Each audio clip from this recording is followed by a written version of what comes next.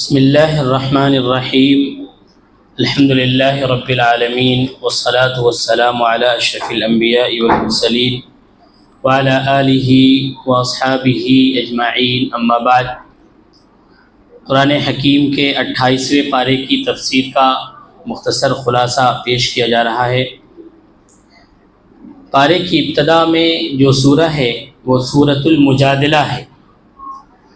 مجادلہ کہتے ہیں جھگڑا کرنا، بحث و مباحثہ کرنا، تکرار کرنا، یہ مجادلہ کے معنی میں آتا ہے۔ اس سورہ میں ایک واقعہ ہے۔ ایک صحابیہ تھیں حضرت خولہ بنت ثعلبہ رضی اللہ تعالی عنہ۔ ان کا ایک معاملہ تھا، وہ یہ کہ ان کے شوہر نے ان کے ساتھ زہار کر لیا تھا۔ زہار یہ ایک عربوں میں یہ ہے کہ ایک شخص یعنی ایک شوہر اپنے بیوی کو یہ کہہ دیتا، انتی علیہ کظہر امی، تم میری ماں کے پیٹھ کی طرح ہو۔ انتی علیہ کظہر امی، یہ لفظ کہہ دینے کے بعد وہ بیوی اس سے الگ ہو جاتی تھی۔ یعنی یہ جو زہار ہے عربوں میں طلاق کے برابر ہوتا تھا۔ اگر کوئی شوہر اپنے بیوی کو یہ لفظ کہہ دے، انتی علیہ کظہر امی، تو میری ماں کے پیٹھ کی طرح ہے، تو پھر طلاق واقع ہو جاتی تھی۔ ان کے شوہر حضرت اوس بن صامت رضی اللہ تعالی عنہ مزاجن سخت تھے۔ انہوں نے ایک مرتبہ اپنی بیوی کو یہ لفظ کہہ ڈالا۔ اب ان کی بیوی پریشان ہو گئی اور وہ اپنے اس زہار کے معاملے کو لے کر اللہ کے رسول صلی اللہ علیہ وسلم کے پاس آئیں اور انہوں نے یہ پورا واقعہ بیان کیا۔ اللہ کے رسول صلی اللہ علیہ وسلم نے کہا کہ طلاق واقع ہو چکی ہے، اس لیے کہ اس وقت تک یہ جو زہار کا جو معاملہ ہے اللہ کے رسول اللہ رب العالمین نے کوئی حکم نازل نہیں کیا تھا۔ یہ جو عربوں میں سلسلہ چلتا چلا آ رہا تھا زہار کا، وہ اس وقت تک قائم تھا اور اس کا کوئی حل نہیں بتایا گیا تھا۔ اللہ کے رسول صلی اللہ علیہ وسلم نے کہا کہ دیکھو تمہارے شوہر نے یہ لفظ کہہ دیا ہے تو پھر طلاق واقع ہو گئی، لیکن وہ نہیں مانتی تھی۔ وہ بار بار اللہ کے رسول صلی اللہ علیہ وسلم کے پاس آتی اور آپ سے مجادلہ کرتی، آپ سے جھگڑتی کہ یہ تو ایک لفظ ہے نا، ان کے کہہ دینے سے کیا میں ان کے ماں کے پیٹ کے برابر ہو گئی؟ کیا ایک لفظ ہے، انہوں نے کہہ دیا، کوئی نہ کوئی حل تو ہوگا۔ وہ بار بار اللہ کے رسول صلی اللہ علیہ وسلم کے پاس آتی اور کہتی۔ اللہ تبارک و تعالی نے یہ آیت نازل کیا، بلکہ یہ سورت قد سمع اللہ قول التی تجادلک فی زوجہا وتشتکی الی اللہ، کہ اللہ تعالی نے اس عورت کی بات سن لی ہے جو تجھ سے اے میرے حبیب، جو آپ سے اپنے شوہر کے بارے میں لڑ رہی ہے، جھگڑ رہی ہے، وتشتکی الی اللہ، اور شکایت اللہ رب العالمین سے کر رہی ہے۔ اللہ یسمع تحاورکما، اللہ تعالیٰ تم دونوں کے سوال و جواب کو سن رہا تھا، بے شک اللہ تعالیٰ سننے والا اور دیکھنے والا ہے۔ یہ بات اللہ رب العالمین نے نازل کی۔ اس پر ایک مفسر کا تفسیرہ بڑا اچھا ہے، وہ کہتے ہیں کہ ما اعظم توحید هذه المرأة رسول اللہ صلی اللہ علیہ وسلم حی بین یدیہا ولکنہا تشتکی اللہ۔ اس عورت کا توحید دیکھیے کہ وہ عورت اللہ کے نبی صلی اللہ علیہ وسلم زندہ ہیں، ان کے سامنے ہیں، ان سے اپنے معاملات کو رکھ کر کے لڑ جھگڑ تو رہی ہے، لیکن شکایت اللہ رب العالمین سے کر رہی ہے۔ وَلَكِنَّهَا تَشْتَكِي إِلَى اللَّهِ، اپنے معاملات کو تو وہاں رکھ رہی ہے لیکن شکایت اللہ رب العالمین سے کر رہی ہے۔ یہ اس عورت کی توحید کو دیکھیے، اس عورت کا اللہ پر ایمان اور یقین دیکھیے کہ اپنے معاملات کی شکایت اللہ رب العالمین کے پاس تو کر رہی ہے اور لڑ جھگڑ رہی ہے اللہ کے رسول صلی اللہ علیہ وسلم کے سامنے۔ اللہ رب العالمین نے اس عورت کی بات کو سنا اور اللہ رب العالمین نے یہ آیت نازل کی۔ اس میں حضرت عائشہ رضی اللہ تعالی عنہ کہتی ہیں کہ سبحان الذی وسع سمعه الاصوات تكلمه وانا في ناحيه البيت ما اسمع ما تقول فانزل الله تعالى. حضرت عائشہ کہتی ہیں کہ میں اس گھر میں موجود تھی جو میرا حجرہ تھا. وہ عورت آئی تھی اللہ کے رسول صلی اللہ علیہ وسلم کے پاس, اپنے معاملات کو رکھ رہی تھی اور جھگڑے کر رہی تھی. میں گھر کے ایک کونے میں تھی. ما اسمع ما تقول, وہ عورت کیا بات کر رہی ہے میں سمجھ نہیں رہی تھی, میں نے نہیں سنا. اللہ رب العالمین نے یہ آیت نازل کر دی. دیکھیے کہ ایک عورت جو اللہ رب العالمین سے بات کر رہی ہے, گھر کے کنارے میں کونے میں ایک شخص ہے, وہ اس کی بات نہیں سن رہا, اور اللہ رب العالمین عرش اعظم سے اوپر ہے, وہاں پر اس شخص کی بات کو سن کر اللہ رب العالمین نے یہ آیت نازل کی. آج کتنی بڑی یہ بات ہے کہ اللہ رب العالمین اپنے بندوں کی کس طریقے کی بات کو سنتا ہے. اسی لیے دنیا آپ کی بات سنے نہ سنے, دنیا آپ کو دیکھے یا نہ دیکھے, دنیا آپ کی پریشانی کو دیکھے یا نہ دیکھے, آنسوؤں کو دیکھے یا نہ دیکھے, اللہ رب العالمین عرش اعظم پر ہے, اور اللہ رب العالمین اپنے تمام بندوں کے معاملات کو دیکھ رہا ہے, اپنے تمام بندوں کی مشکلات کو دیکھ رہا ہے, اپنے بندوں کے آنسوؤں کو دیکھ رہا ہے. اس میں ہمیں ایک عبرت ملتا ہے کہ آج لوگ جو اپنے معاملات کو غیر اللہ کے سامنے لے کر کے جاتے ہیں, مزاروں پر جاتے ہیں, قبروں پر جاتے ہیں, وہاں جا کر کے بابا و پیر مرشدوں کے پاس جاتے ہیں, وہاں پر جا کر کے وسیلہ طلب کرتے ہیں.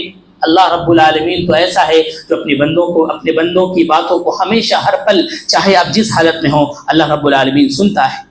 اس واقعے میں ایک اور اہم بات یہ ہے کہ ایک تو توحید کی بات ہے کہ آپ چاہے جتنے بھی پریشان ہو جائیں, اپنے معاملات کو شکایت جو ہے اللہ رب العالمین سے کریں.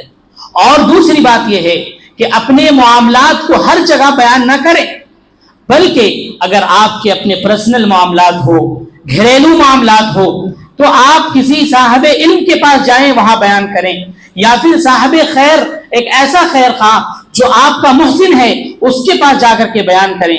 لوگ آج اپنے گھریلو معاملات کو کہاں کہاں جا کر کے شیئر کرتے, لیکن اس آیت سے, اس واقعے سے ہمیں پتہ چلتا ہے کہ یہ عورت جن کے ساتھ جو معاملہ تھا وہ کہیں اور نہیں گئی, بلکہ اللہ کے رسول کے پاس آئیں اور شکایت اللہ رب العالمین سے کر رہی ہیں. گویا کہ اپنے معاملات کو صاحب علم کے پاس یا خیر خواہ کے پاس لے کر جانا چاہیے, اور باقی معاملہ اللہ رب العالمین کے اوپر چھوڑ دینا چاہیے.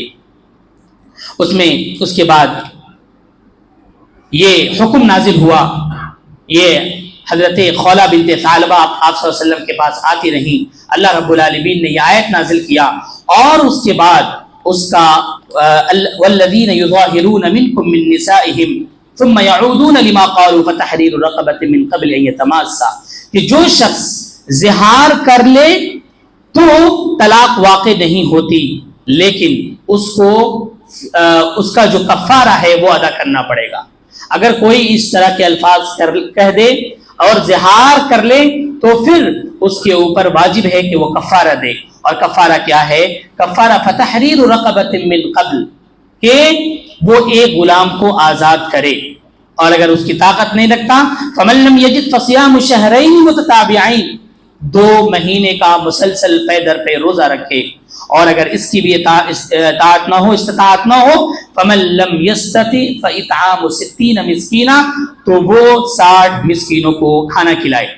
اللہ کے رسول صلی اللہ علیہ وسلم نے حضرت اوس بن صامت کو بلایا اور کہا کہ دیکھو تم نے زہار کر لیا ہے, اللہ رب العالمین نے یہ حکم دیا ہے کہ ان 3 چیزوں میں سے کوئی ایک چیز اختیار کرو. انہوں نے کہا یا تو تم غلام آزاد کرو.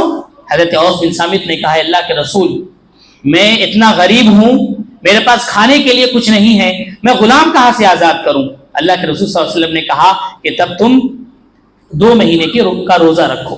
انہوں نے کہا اللہ کے رسول ہماری حالت دیکھ رہے ہیں آپ, ہم کمزور ہو گئے ہیں, 2 مہینے کا روزہ کیسے رکھیں؟ اللہ کے رسول صلی اللہ علیہ وسلم نے کہا تب آخری چیز کہ تم 60 مسکین کو کھانا کھلاؤ. اور بن صامت نے کہا اللہ کے رسول آپ کو معلوم ہے کہ مدینہ میں جتنے بھی لوگ ہیں ان تماموں میں اگر ڈھونڈ لیا جائے تو سب سے غریب میں ٹھہرا, ہمارے گھر میں کھانے کو نہیں ہے, ہم کہاں سے 60 مسکین کو کھانا کھلائیں؟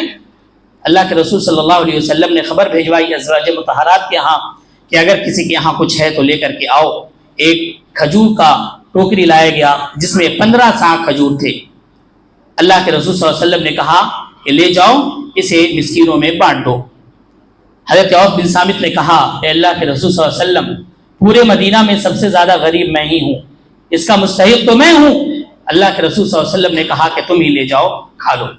یعنی اس پورے واقعے میں جو زہار کا واقعہ ہے حضرت خولہ بنت ثعلبہ اور اوس بن صامت کا، اس واقعے میں بہت ہمیں عبرتیں ملتی ہیں۔ پہلی چیز تو یہ ہے کہ توحید کی بات ہمیں ملی کہ اللہ رب العالمین پر ہمارا ایمان اور ہمارا یقین ایسا ہونا چاہیے کہ اپنے ہر معاملات کی شکایت اور اپنے ہر معاملات کو اللہ رب العالمین کے سامنے رکھنا چاہیے۔ دوسری بات یہ ہے عمل کے بارے میں، اخلاق کے بارے میں، اسی طریقے سے آئلی جو مسائل ہیں، گھریلو جو مسائل ہیں، اس کے لیے ایک بہترین حل ہمیں دیا گیا ہے کہ آپ کا اس طرح کا کوئی بھی معاملہ ہو تو آپ صاحب علم کے پاس جائیں یا خیر خواہ کے پاس جائیں اور اس کے بعد اپنے معاملات کو اللہ رب العالمین کے آگے چھوڑ دیں۔ اس کے بعد اس میں آگے ایک بیماری بتائی گئی ہے جو یہودیوں اور منافقین کے اندر یہ بیماری تھی۔ وہ کیا تھی کہ کہیں سے اگر کسی مسلمان کا گزر ہوتا، اگر کچھ منافقین ہوتے، کچھ یہودی ہوتے، تو وہ اس مسلمان کی طرف دیکھ کر کے آپس میں کچھ باتیں کرنے لگتے۔ اس سے کیا ہوا کہ وہ جب باتیں کرتے اور دیکھ کر کے بات کرتے تو مسلمان گھبرا جاتے کہ کیا بات ہے، یہ لوگ آپس میں بات کر رہے ہیں، کہیں کوئی سازش تو نہیں کر رہے ہیں۔ اللہ تبارک و تعالیٰ نے اس سے منع کیا ہے، انما النجوى من الشیطان، یہ جو سرگوشی ہے، آپس میں جو بات کرنے کی بات ہے، یہ شیطانی عمل ہے، اس سے منع کیا گیا ہے۔ اور یہ اخلاق ہمیں دیا گیا کہ اگر کہیں 3 آدمی ہو تو 2 آدمی الگ ہو کر کے بات نہ کرے، یا اسی طریقے سے اگر 3 آدمی موجود ہو تو اپنے خاص لینگویج میں بھی بات نہ کرے۔ بہت سارے لوگ انگلش میں یا اپنے خاص لینگویج میں بات کرنے لگتے، ایک شخص کو چھوڑ دیتے تو اس کے ذہن میں کچھ شکوک و شبہات آ سکتا ہے۔ اس لیے اسلام نے یہ اخلاق پیش کیا ہے کہ جہاں اگر 3 آدمی ہو تو وہاں 2 آدمی الگ جا کر کے بات نہ کرے، اس لیے کہ انما النجوى من الشیطان، یہ جو نجوہ یعنی سرگوشی ہے یہ شیطان کا عمل ہے۔ اسی طریقے سے اس میں بتایا گیا ہے کہ مجلس کے آداب بتائی گئی ہیں کہ اگر کہیں پر اس طرح کا مجلس لگے تو پھر آپ کو یا ایھا الذین آمنوا اذا قیل لکم تفسحوا فی المجالس، اس میں بتایا گیا ہے کہ مجلس کو کشادہ رکھنا چاہیے، اس لیے کہ لوگ آتے ہیں، بیٹھتے ہیں، دین کی باتیں سنتے ہیں، تو ان کے لیے ایک بہترین انتظام ہو۔ اللہ رب العالمین نے یہ ادب قرآن حکیم میں یہ پیش کیا ہے لوگوں کے سامنے کہ ایک تنگ جگہ میں اس طرح کی مجلس نہ لگائی جائے، اس لیے کہ اس مجلس میں، اس قرآن اور حدیث کی محفل میں، مجلس میں فرشتے بھی نازل ہوتے ہیں، لوگ بھی ہوتے ہیں، اس لیے اس کا خاص خیال رکھا جائے کہ کشادہ کیا جائے۔ اور اسی طریقے سے اگر کوئی شخص بیٹھا ہوا ہو تو اسے اٹھایا نہ جائے، اسے پھلانگا نہ جائے۔ یہ پورے اخلاق اللہ رب العالمین نے بیان کیے۔ اس کے بعد وَإِذَا جَاءُوكَ حَيَّوْكَ بِمَا لَمْ يُحَيِّكَ بِهِ اللَّهُ، یہودیوں کے بارے میں یہ بتایا گیا ہے کہ اسلام نے سلام کا ایک طریقہ پیش کیا ہے کہ سلام کیسے کرنا ہے۔ السلام علیکم ورحمۃ اللہ، کہ ہم سلامتی کی دعا کرتے ہیں، آپ کے اوپر سلامتی ہو۔ لیکن یہود اور منافقین کی حالت یہ تھی کہ جب وہ سلام کرتے تو اپنے زبان کو ٹیڑھا کر لیتے تھے۔ ہم کہتے ہیں السلام علیکم ورحمۃ اللہ، وہ سلام کرتے تھے تو کہتے تھے السلام علیکم ورحمۃ اللہ، لام کو حذف کر دیتے تھے۔ اور سام کا معنی ہوتا ہے موت، یعنی ہم کہتے ہیں السلام علیکم، آپ کے اوپر سلامتی ہو، وہ آپ کو کہہ رہا السلام علیکم، آپ کے اوپر موت واقع ہو۔ یعنی یہود اور منافقین کی عادت تھی، اللہ تبارک و تعالیٰ نے اسے منع کیا ہے۔ اور ایک کہا گیا ہے کہ اگر کوئی شخص ایسا کہتا ہے، کوئی غیر مسلم یا کوئی منافق اگر ایسا سلام کرتا ہے، آپ صرف وعلیکم کہیں، وعلیکم، آپ جیسا کہہ رہے ہیں آپ کے اوپر بھی ویسا ہی ہو۔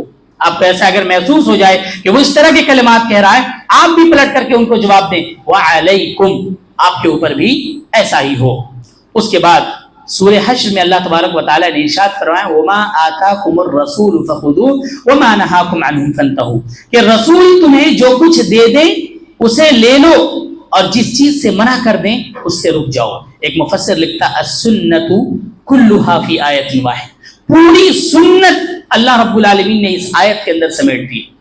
جو سنت ہے کہ رسول تمہیں جو کچھ دیں اسے لے لو اور جس چیز سے منع کریں اس چیز سے رک جاؤ، پوری سنت اس آیت کے اندر آ گئی۔ اللہ کے رسول صلی اللہ علیہ وسلم نے ہمیں جو حکم دے دیا ہے مسلمانوں کو، احکام شریعت جو بتا دیے ہیں، بس اور صحابہ کرام کا جو طریقہ جو عمل رہا اسی کے اوپر ہمیں عمل کرنا ہے۔ باقی آنے والے دنوں میں جو بھی بدعات اور خرافات جو بڑھائے گئے اس پر عمل نہیں کرنا ہے، اس کی بہت سخت وعید آئی ہے۔ اس لیے ہماری زندگی کا لائحہ عمل ہونا چاہیے، ہمارا کوئی بھی عمل وہ سنت کے مطابق ہو، سنت کے خلاف نہ ہو۔ اگر کوئی شخص کوئی بھی عمل ذرہ برابر اگر اس میں سنت کے خلاف اگر ہو گیا تو آپ کے سارے عمل باطل ہو جائیں گے۔ یہ چند باتیں تھیں۔ اللہ تبارک و تعالیٰ سے دعا ہے اللہ تبارک و تعالیٰ ہم تمام لوگوں کو نیک بنائے، قرآن اور حدیث کے مطابق زندگی گزارنے والا بنائے۔ آمین وما توفیق الا باللہ۔